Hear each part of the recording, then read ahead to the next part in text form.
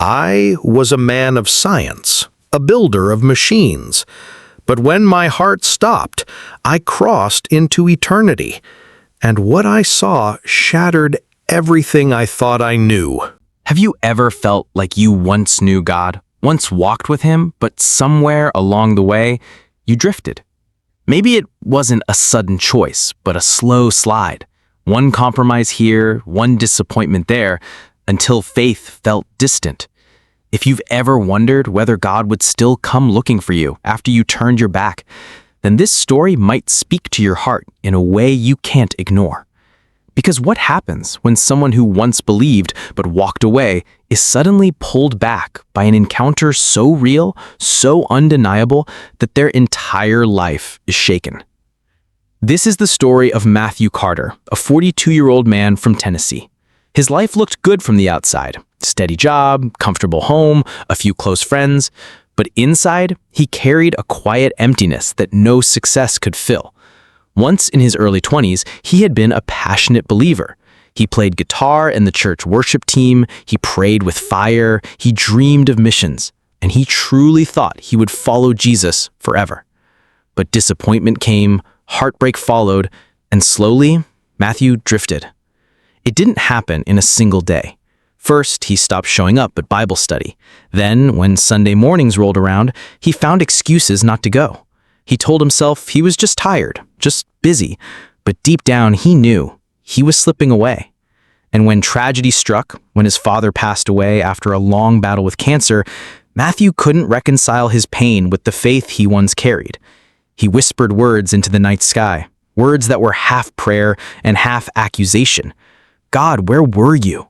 And when silence followed, Matthew closed the door of his heart. Years passed. He built a routine, lived like many men do. Work, pay bills, watch sports, hang out with friends. But at night, when the world grew quiet, he sometimes felt the ache. The part of him that used to sing worship songs, that used to feel God's presence, wondered if he had traded something eternal for something empty. One autumn evening, driving home along a country road lined with trees glowing gold and red, Matthew felt it again, that strange ache, almost like homesickness for a place he couldn't name. He turned the radio to an old station, and suddenly a worship song from his youth filled the car. He almost laughed at the timing, but instead, his throat tightened. He hadn't sung those words in 20 years, yet here they were, breaking through his defenses. For weeks after, he couldn't shake it. Memories of his younger faith stirred. He dreamed of his father, standing tall and smiling, telling him, "Don't give up, son. The Lord is still with you." But Matthew always woke up with a knot in his chest, wondering if it was just a dream or something more. The real turning point came on a stormy night. Rain hammered against his windows, and thunder rolled across the Tennessee hills. Matthew had just gotten home from work when a phone call rattled him. It was news that an old friend from church, someone his age, had died suddenly of a heart attack. The shock hit him hard. He sat in silence, staring at the wall, thinking about how fragile life really was. That night, sleep didn't come. Instead, he tossed and turned, until finally he closed his eyes and whispered words he hadn't spoken in years. "God, if you're still there, don't let me die like this. Show me you haven't let me go." What happened next would mark him forever. Matthew doesn't know if he was asleep, dreaming, or caught between worlds, but suddenly he found himself standing in a vast, dark space. At first, it felt like a void, silent, endless, suffocating. But then, in the distance, he saw a faint light, small as a candle, yet drawing him closer. He walked, though he couldn't feel his feet on the ground, and the closer he came, the brighter it grew. Soon, he realized it wasn't just light. It was a presence, warm, overwhelming, pure. And then he heard it, not with his ears, but deep in his spirit, a voice, gentle, steady, unshakable. "Matthew, I never left you."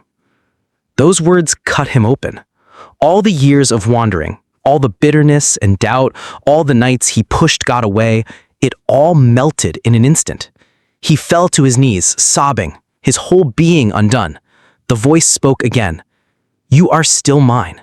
I have been waiting." In that moment, he felt arms wrap around him, not physical, but real enough that he trembled under the weight of love. It was like an ocean pouring into him, washing away shame, regret, and fear. He saw flashes of his life, times he thought he was alone, moments of danger, heartbreak, and loss, and in every one, he glimpsed a hand guiding, a presence protecting, even when he couldn't see it. When he woke, his pillow was soaked with tears. The storm outside had passed, but inside, another storm had broken and left peace in its place. The days that followed were different. Matthew didn't try to explain it away. He knew what he had experienced was real. He went to his attic, pulled out the old Bible his father had given him, and for the first time in 20 years, he opened it. The words leapt off the page, alive, burning into him.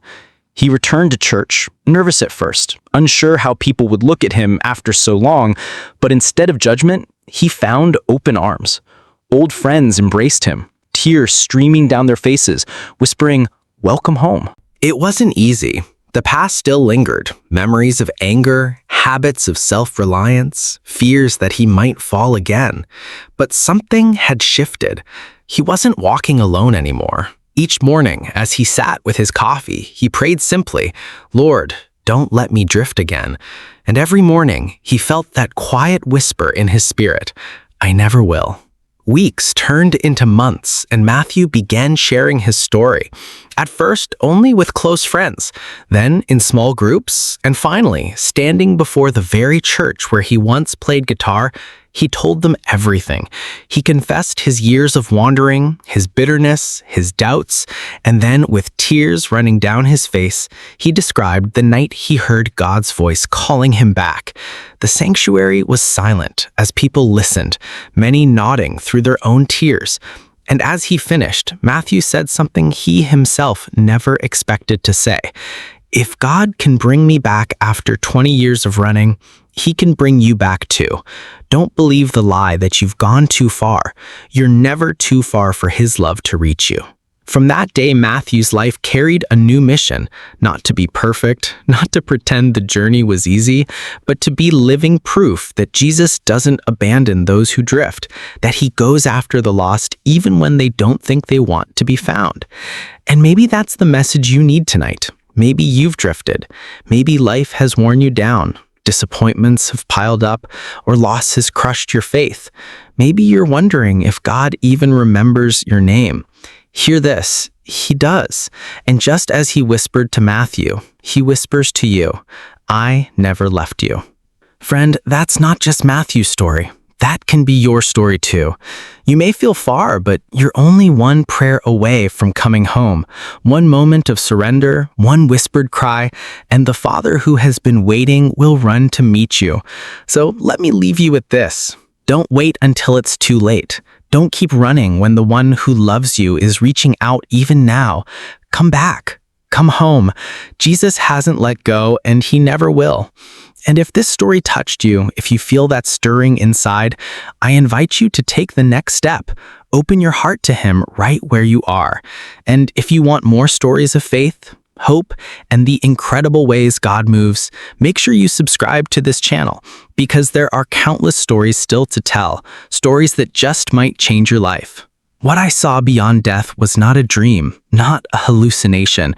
It was a warning wrapped in love. 2026 is closer than we think, and the world will not be ready unless we open our hearts to the one calling us home. Don't ignore this. Don't dismiss it as just another story. This message is for you. Subscribe now, because what's coming next, I have to tell you before it's too late.